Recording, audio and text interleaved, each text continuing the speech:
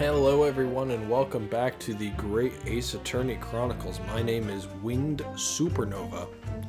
This is episode 34 of the Great Ace Attorney Chronicles. And in the last episode, well, we ran into Patricia and Rolly Beat. And, well, their testimony is pretty solid, but Patricia decided to offer up some extra information and said that there were 4 books that he dropped at the scene, but Mr. Natsume only purchased 3 at the secondhand bookshop on the day of the incident. So, we're going to present this piece of evidence. Objection! So, you're saying that there were 4 books? That's right, I remember all of them. The picture of Monsieur Somebody, What's It Your Name's, A Meal for Someone, and the Thingummy something. I'm sorry, Mrs. Beat, but there is a fundamental flaw in that statement of yours. Oh no! What flaw? Simply that, at the scene of the crime, there were only 3 books, not 4. What? This is the receipt from the bookshop where the defendant bought his books. Your books? Yes, and it details Mr. Natsume's purchases that day. But as you can see, only 3 books are listed.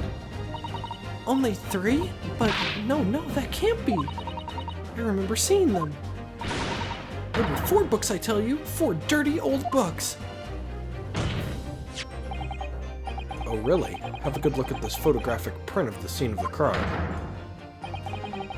As you can clearly see from this evidence as well, there are only 3 books. But I just don't believe it. I saw them there. I swear it. I saw them. No, madam, I'm afraid your powers of observation cannot be relied upon. So it cannot be denied that though you say it was the defendant you saw, you could very well be mistaken. Oh no, oh no, oh no, oh no, no! Objection!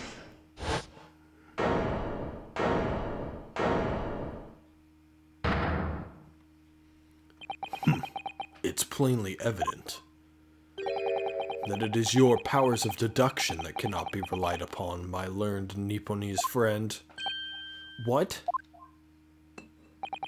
What cannot be denied is that these 2 witnesses saw the accused running from the scene, a fact that you know very well you have no hope of disproving. Ah! So you've striven to avert attention from that by dint of some inconsequential discrepancies. Would that be fair? He sees right through me. But your plan has somewhat recoiled against you. What are you talking about? It's quite simple. Let me explain with a toast. To the policeman's wife, in her entirely accurate testimony, in every respect. Oh! You see, the matter is not up for debate. At the scene on Briar Road, a total of 4 books were most definitely found. Objection! But what about the photographic print? It only shows 3 books. Quite right. Only 3 can be seen in that print. This is the fucking updated autopsy report, isn't it? That print? You mean to say? Allow me to present another, one that shows the victim's hand. Why is it burnt? I don't believe it. It's the 4th book. The Lion's Pride? Well, that doesn't match with whatever the fuck she said either. As you will observe, the 4th book was hidden from view in the original print by the victim's torso. No. That doesn't match what she said. Anyway, she said the Thingummy something. That doesn't match the Lion's Pride. There! You see? Look at that! Look! Yes. It's just like I said, isn't it, my darling? Yes, sir. Patricia's always right, sir. Let us study the receipt for the books purchased by the accused on the day in question. Mrs. Beat, the titles once again, if you please.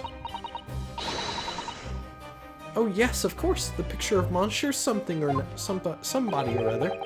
The picture of Monsieur Lecoq. What's it, yearnings? Canterbury Yearnings. A meal for someone. A meal for Gaboriel, in fact. As the court has just heard, the witness remembers the book titles flawlessly, save for a few minor details. Mrs. Beat's powers of recollection can only be described as exceptional. Did you hear that, Rolly? The gentleman paid me a compliment. Yes, sir. Flawless, sir. Patricia is flawless. But there are only 3 books on the receipt, and Mrs. Beat mentioned 4. There's nothing surprising about that. Clearly the 4th book is that which is shown in this photographic print. No, it is not. I'm sorry, counsel, but does that not seem odd? Why should the 4th book be omitted from the receipt? It's not odd at all, my lord. As the photographic print clearly shows, the 4th book was found in the victim's clutches. In other words, it belongs to the victim. The victim was holding her own book? I wonder what became of that 4th book. Obviously, it wasn't overlooked by the investigating officers at Scotland Yard. I have it here as evidence. You will submit that and the aforementioned photographic print to the court, please, counsel. My pleasure, my lord. Alright, time to take a look at both of those. There's no fucking way any of this is adding up properly for you. The only reason that you held off on presenting this shit is because there's obviously a problem with it. And I'm going to figure out what the fuck that is. Okay, so that's just a magnifying glass one. I can look at this one, though. Why the fuck is it burnt? Oh, look at this. The book has been badly burnt. You're right. You'd never be able to read it in this state. Especially not the latter pages. What a terrible waste. Judging from the scorched edges of paper, I think the damage must have occurred very recently. Yeah, like it took place In the fucking Baradeg's, or whatever the hell their name is, Garadeb's house, when she fucking knocked the candle halfway across the room and almost destroyed that man's entire book collection. I don't know where she found it, maybe out in the trash or something, but a book recently damaged by fire. Why does that seem to raise a red flag with me? Well, at least we learned that. Let me see. It's a book entitled The Lion's Pride. I'm afraid I don't know any English literature at all, so it wouldn't be something I've heard. Wait a minute. The Lion's Pride? That's strange. I think I have heard of a book by that name before. And very recently, too. Wasn't that Garadeb's book? It's a title I recognize too, Mr. Naruhodo. Alright. Well, that's all we're going to get from that. The prosecution rests. I have nothing further to add. What? You seem surprised, my learned friend, but your resistance until now has been in vain. Entertaining, yes, but futile. The spurious, longer route to the accused's lodgings that you tried to establish in your summation examination, and the attempted discrediting of the witness's powers of recollection in your cross-examination. Futile?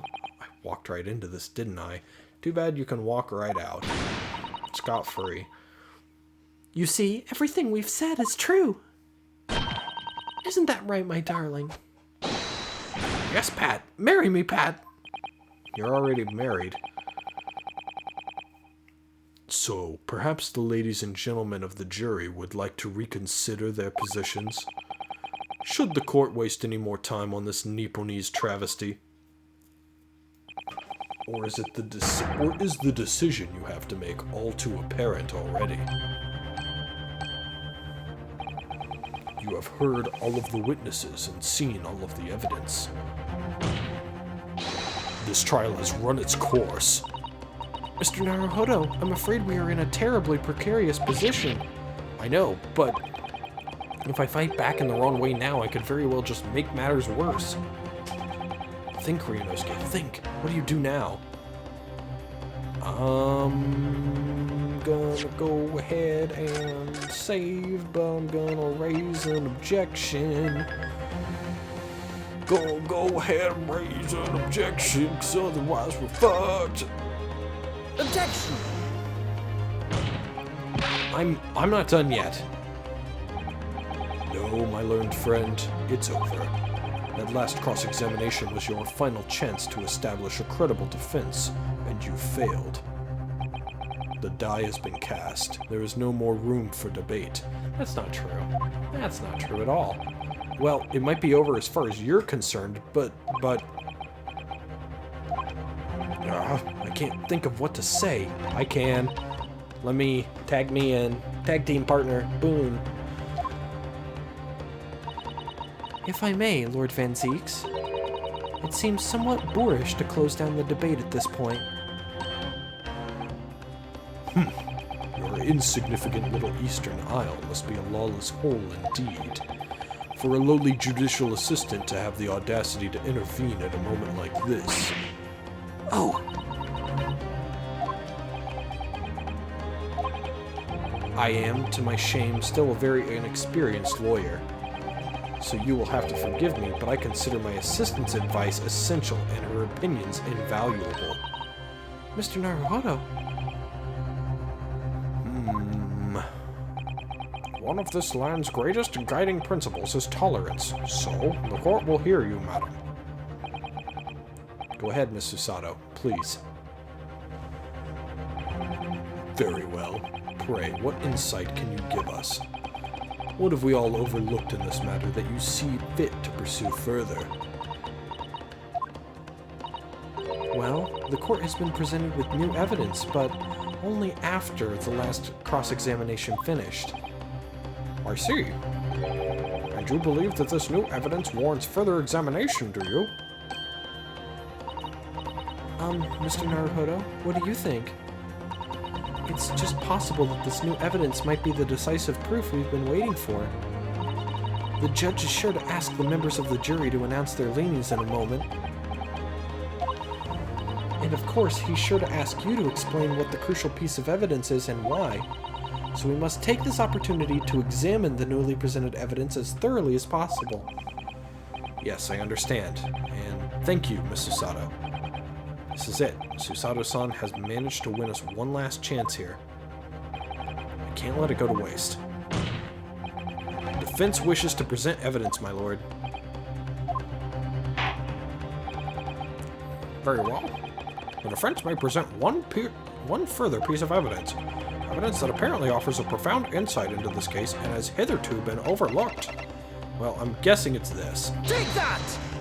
Just gonna full send it, my guy.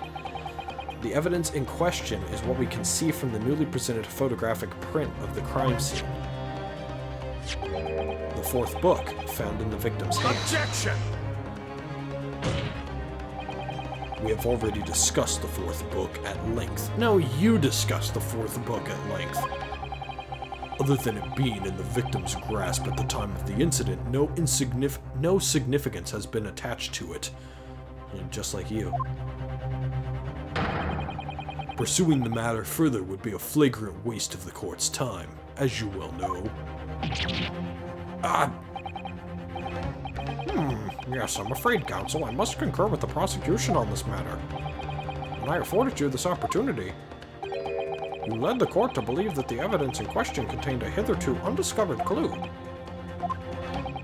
So I must insist that you elaborate, counsel. You will identify this clue at once. Do I make myself clear? Oh, yes, my lord. It's, Mr. Naruhodo. I believe that the prosecution is trying to avoid a thorough examination of the evidence, which means you may very well be on the right track. Yes, I think you might be right. So, counsel, precisely where is the vital clue to this case, which this fourth book conceals? Alright, so 10 minutes later, after I already pointed it out immediately as first as I saw it. Yeah. I would ask the court to observe the back of the book in question. The back? What do you... Good gracious! It's been burnt to a crisp! So we have to ask ourselves, why was the victim clutching what is clearly an unreadable book? It is undeniably an extremely unnatural thing for her to have been doing. Objection! Unnatural, you say? And what of it, my Nipponese friend? Oh! Sorry, adjusting myself. Were I to concede the point, if it bears no relation to the case, there is nothing to discuss. So, should you wish to assert that this fire damage is some veiled clue as to what happened that day? Pray, do enlighten us all. What truth does this charred book hide? A charred book. There is just one possibility here, which I can't quite bring myself to rule out. It's an outside chance, certainly, but worth a try. Alright, I'll explain my theory. Explain my theory. Don't keep us waiting any longer then, counsel. Explain this theory of yours. What are you suggesting that you can ascertain from the fire damage this sorry tome has suffered? Its owner. My lord, the burn on the back of this book reveals a startling truth about the book's owner. I beg your pardon? But we already know who the book belongs to. The victim was gripping it in her hand as she fell to the floor after all. It's obviously hers. The question of how this book came to be in the victim's hand has yet to be answered. However, as to the questions of who the book really belongs to and where it originated, the defense has very credible answers. Good gracious, how could you possibly? Very well, I'll play along with this futile attempt to delay your inevitable demise. But do remember, the members of the jury may well burn you if your little gamble goes awry. Counsel, the defense's response here is very likely to influence the final outcome of this trial. So tell the court, who do you claim is the owner of this burnt book? Why, obviously, it's John Garadib. Take that! The answer is that the book belongs to the couple who own the house where the defendant has his lodgings. A certain Mr. and Mrs. Garadib. 360 no-scope point on that shit. The landlords? And whether this is some extraordinary coincidence or some kind of fate at work, I don't know, but... Of all the people in London, one of the 6 chosen for jury duty in this courtroom today is none other than Mrs. Garadib herself. Oh my goodness, me? I think you must be mistaken, sir. I'm not Mr. Garadib's wife. I'm his maid. Things would be so much easier if you would just drop the pretense. Alright then, how about a simple question for you? Have you ever seen this book in Mr. Garadib's house? I would never presume to know of all the books he keeps, sir. Objection! This is outlandish behavior. This woman is the accused landlady, you say? You implicate this hard-working member of the public. You besmirch her without a shred of evidence. Your actions are unforgivable. Objection! This is not mere conjecture. The defense happens to know that on the day in question, at almost exactly the same time as the victim was stabbed on the pavement below, another incident was taking place in the room on the top floor of Mr. and Mrs. Garadib's house. Good lord! What sort of incident, counsel? A fire, my lord.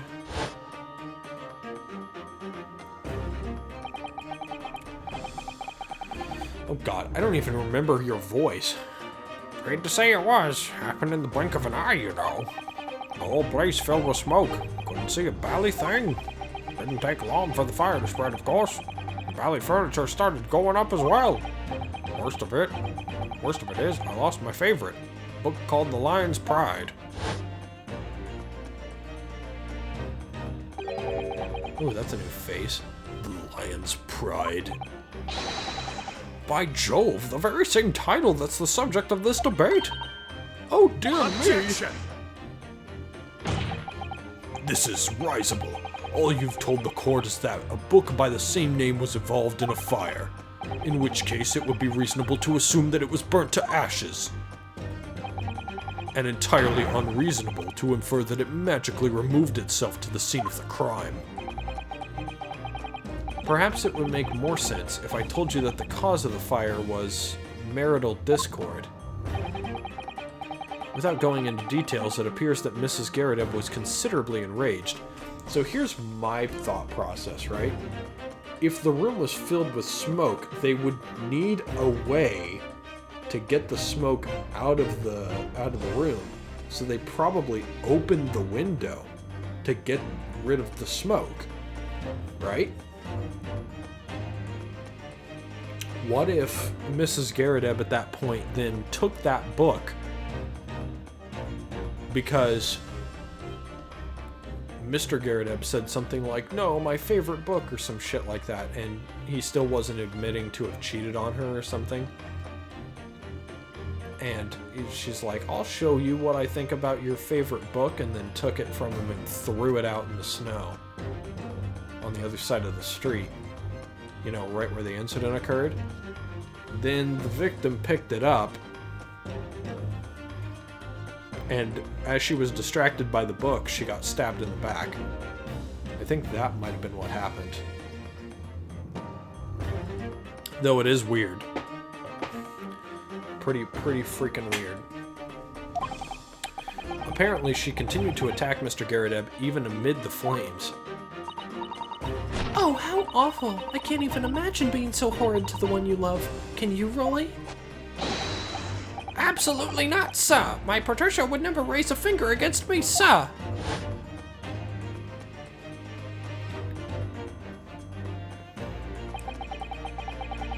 Read all my favorite novels in that case. But as soon as the fire got a hold of them, that was it. Whoosh, up in smoke. And the wife started hurling things at me. There was I, back up against the window, under heavy enemy fire. Incendiary books coming 10 to the... Oh, I forgot about that line. So she's throwing the books that were on fire at him. The man had his back up against the window, and he had burning books thrown at him? Goodness gracious, are you suggesting that the book was thrown through a window and landed coincidentally at the scene of the crime? I don't think it was thrown through the window. I think he opened the window, and that book went sailing past his head and out into the snow. Objection! No, a thorough investigation of the surrounding area was conducted the very evening of the incident, and there is no report of the Garrideb's window pane being broken. That's quite true. We also saw no sign of broken glass when we visited the Garrideb household. But is it not conceivable that the window was open at the time when... Not even remotely. Let us not forget the season and the chilling weather that accompanies it. But the room was filled with smoke. No Londoner would ever leave a window open in the middle of winter. Ah! Was the defense postulate this scenario in all seriousness, counsel?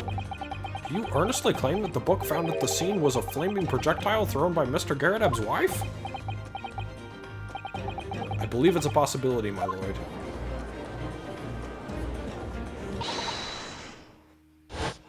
That's quite enough. That's probably her. Well, I hope that everyone can see you for what you are now, you little foreign trickster. You call yourself a lawyer, but you're just a coward. A mean coward. Really?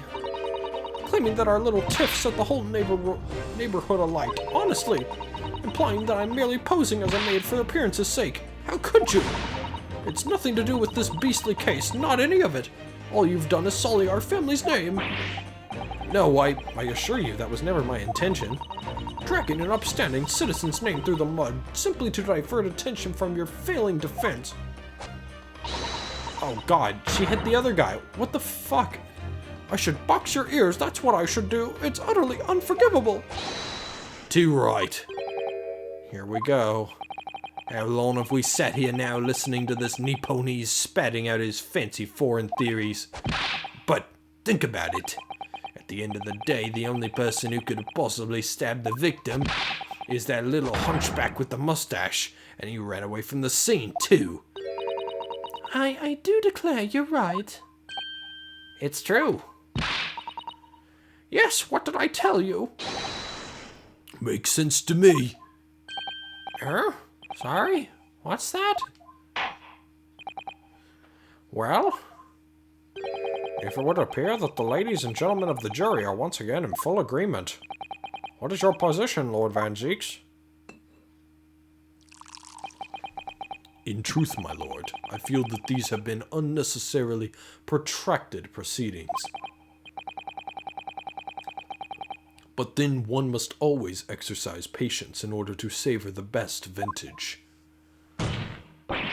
No, wait! The mystery of the fourth book still hasn't been... we get the foot now. My favorite. It's not actually my favorite. Please don't take that out of context. If books are your predilection, my learned friend, study them on your own time.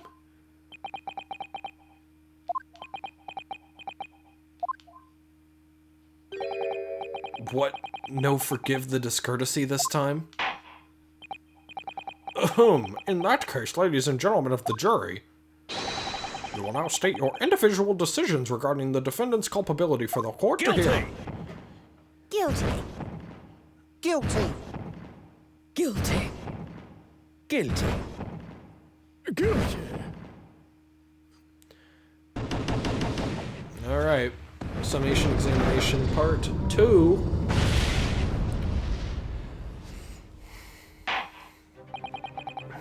Thank you for that unambiguous response. That's twice now. It's over. Mr. Naruhodo, don't give up. Miss Usato? Have you forgotten? The battle isn't over yet. You're not suggesting. Of course. The defense has the right to another summation examination at this point. You could still convince the jurors to change their minds. You have one more chance. My lord, the defense asks to exercise its right to a summation examination. You believe you still have tricks up your sleeve? I don't intend to trick anybody. I intend to uncover the truth. This is no time to be downcast. As long as there's a chance, I have to stay strong and determined. Yay, summation examination again. Oh, and we get a to be continued as well. Seems like this trial has a little bit more.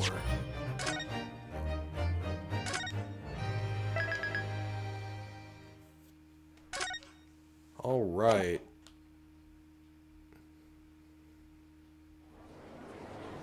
And so we continue right off the bat. I mean, we've only got 28 minutes down pat on this one. I tend to at least go over 30 minutes for each episode. Otherwise, I feel like it's kind of a waste. So, we'll go, we'll see how long the summation examination takes. I have considered the defense counsel's request for a further summation examination of the jury, and I have determined that the court must uphold the defense's judicial right to this procedure. So, counsel, you will now proceed with your second summation examination. I presume the jury is ready, Mr. Foreman?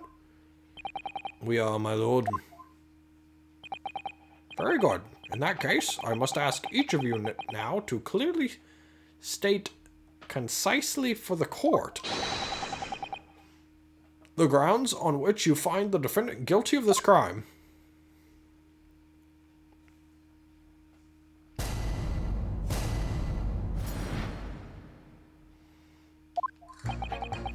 The accused left behind evidence at the scene, didn't he? Those 3 books of his.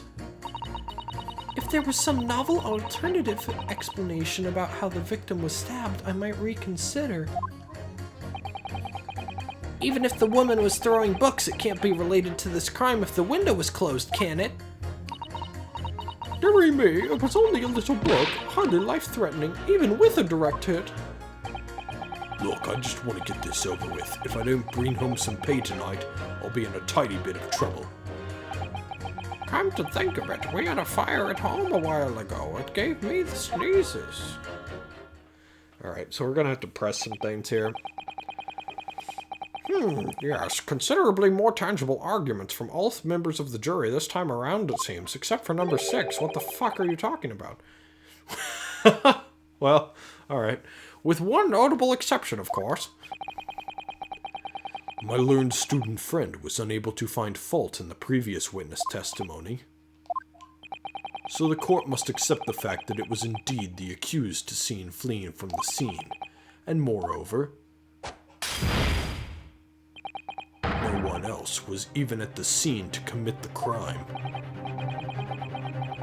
Well, if the eyewitnesses are correct, it would seem as if the conclusion is somewhat set in stone. I fail to see how it can be argued any other way.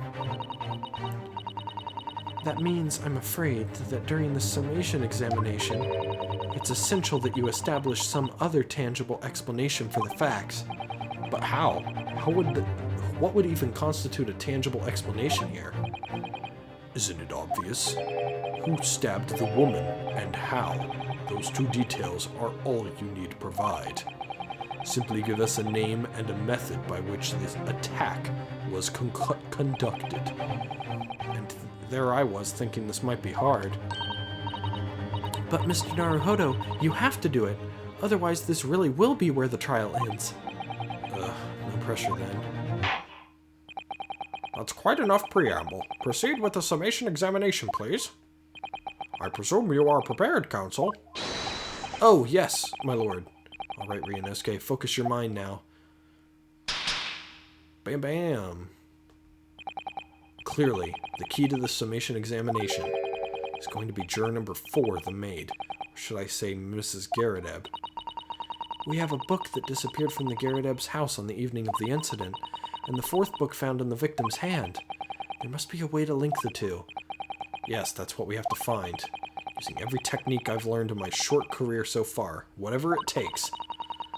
Don't forget to keep an eye on Mrs. Garrideb and how she reacts, even to the things other people say. Oh, I can do that in this now, too?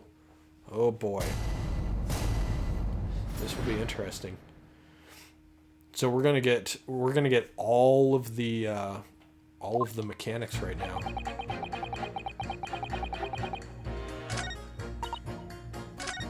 And that'll be when I press it, right? But as we now know, there were 4 books, not 3. Yes, it is. Oh, I love it. Well, what difference does it make? There's every possibility that the 4th book, in fact, belongs to the defendant's landlord. Yes, that's the part I have a problem with. Sorry? Well, at the point where the woman was stabbed, this landlord fellow was at his home, wasn't he? Enjoying a fiery scrap with his wife or something, you said? That's not exactly how I put it, no. Well, anyway, the point is, the fellow and his wife were somewhere else when it happened. I think that's what you call a strong alibi. So it couldn't have been the landlord who did it, which only leaves the Nipponese fellow. Honestly, I can't see what all this palaver's about. It's a done deal, isn't it? I suppose it is, since I've nothing witty left to say. Nothing on that one. Hold it! So, you might be willing to change your decision, you mean? Oh my, such delight on your face, but I'm afraid I shan't be swayed by emotion. Despite what you may think of me, I am a very modern, metropolitan, and rational woman. And racist. You can add another R word to that. That's great. If one reads the morning papers, it's all forgotten by tea time, isn't it? So why read them in the first place? Okay, Jesus fucking Christ. You see, modern, metropolitan, and rational thinking, wouldn't you say? More like fucking... midwife, moronic, and I can't think of an R word. And not at all extreme. As I see it, an overwhelmingly spacious Japanese man has been implicated by overwhelmingly strong testimony. So despite one or two minor puzzlements, I do declare that the man is overwhelmingly guilty. Modern, metropolitan, and rational logic, wouldn't you say? Overwhelmingly. But us modern gals are always delighted to embrace new fads, you know. So I'd be only too happy to consider an exciting new theory if you could come up with one. I'd be happy to do that too, if only I could. Let's do our very best not to disappoint the modern and metropolitan and racist young lady. Right. I'm glad you omitted rational there. Hold it! But what about the possibility that the window was open? What about it? I mean, there's just no way it could have been. How can you be so sure? The prosecutor fellow over there said it earlier, didn't he? Winters in London are no joke. You don't want to invite that sort of cold indoors. So no, that window wasn't open. Us Londoners like sitting by the fire and staying warm, see? But you couldn't categorically state that the window wasn't open, could you? It just wasn't. They wouldn't have opened it. Then what's the point in even having windows, huh? Counsel, you will kindly refrain from childish bickering. Oh, sorry. Somehow I need to show that there's an undeniable possibility that the window is open. Because this young man isn't going to budge otherwise. Hold it! But the little book was on fire at the time, was it not? With flames of love, I'll have you know. There's really no such thing as a loving incendiary bomb. Well, he brought it upon himself. It's playing with fire to betray a fiery love. Isn't it? Well, don't you agree? Oh, well, any kind of betrayal is certainly a bad thing, yes. But I think the argument might have arisen out of your misunderstanding, Miss Garrett. Never mind you that. The point is, we were just having a jovial little dispute, nothing more. And I won't have any more of these suggestions that it was anything whatsoever to do with this crime. Why are you hitting the poor man on the right repeatedly? I mean, we can tell that you're a violent woman. Right. Well, we'll see about that. But what about juror number 5? Doesn't seem to be turning a hair of Mrs. Garrideb's relentless onslaughts. It's almost as though he's used to it. What a gentle soul he is. Hold it! You just want to get this over with? How can you sit there and say something like that? A man's future is at stake here. Well, him and me both then, like I said before. What? I told you already, I'm a day laborer, aren't I? If I don't bring home some readies with me tonight, you'll find me floating face down in Thames tomorrow morning. What? You heard me. My missus isn't one to mess about, you know. She can be fierce, you believe you me. Another shining example of marital bliss, then. A situation like this cropped up the other day. It was, well, do you know, it's funny, but I can't quite remember. That's not good. Sorry? It was too frightening, that's the thing. I must have blocked it out. Helpful. I wonder if Mr. Beat will ever be dragged into the Thames by his scarf. Don't even go there, Miss Susato. Must be some way to jog his memory about this. Hold it! Does that have anything to do with your decision about the defendant's culpability in this case? Sorry, what's that? You'll have to speak up, lad. Could you tell us more about that fire? It was last winter. My grandchildren baked me a lovely cake on my birthday. It had 75 candles on the top, it did. What a sight to behold it was. You put candles on a cake? Was it some kind of devil worship? Of course not. It was an angel cake. To celebrate my birthday, obviously. It seems that's a common custom here in Great Britain, Mr. Naruhodo. I actually never looked into that. I never looked into what the customs of celebrating a birthday were in history. That's interesting. Different cultures and like the places where customs come from definitely does interest me. So I'm surprised that I never looked that up. Oops, I skipped that on accident. Anyway, I mustered all my puff to blow them out. Only I must have blown wrong somehow. The flames didn't go out, but candles went flying all over the room. The furniture caught and everything went up. The whole place filled with smoke. Definitely sounds like devil worship to me. And by the sneezes, I presume you mean a cold. But how did you catch a cold from a fire? Because you opened the window. What a fiasco it was. The grandchildren, bless them, threw water over me as they tried to put out the flames.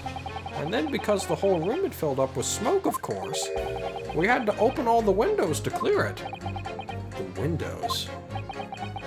The biting winter air rushed over me like the devil dancing on my grave, it did. I caught a terrible cold from it. It put me in hospital for a while. I won't forget that birthday in a hurry. I knew it was devil worship all along. Can you stop with this? But something about this old man's story is playing on my mind for some reason. We need to demonstrate who, apart from Mr. Natsume, could have attacked the young woman on the street, as well as how he or she could have done it. Yes, but once again, the jurors' statements are full of personal prejudice. A lot of them seem convinced they're right, even in the face of logical arguments to the contrary.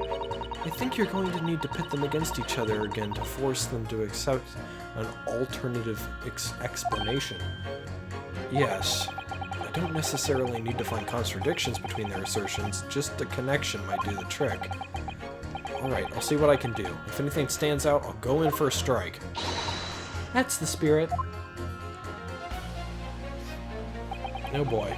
But, well, this episode's getting rather long, so we will have to do that one in the next episode. So once again, thank you guys very much for watching the Great Ace Attorney Chronicles. If you haven't already, please feel free to subscribe, and I will see you guys in the next episode when we get through the summation examination. Bye.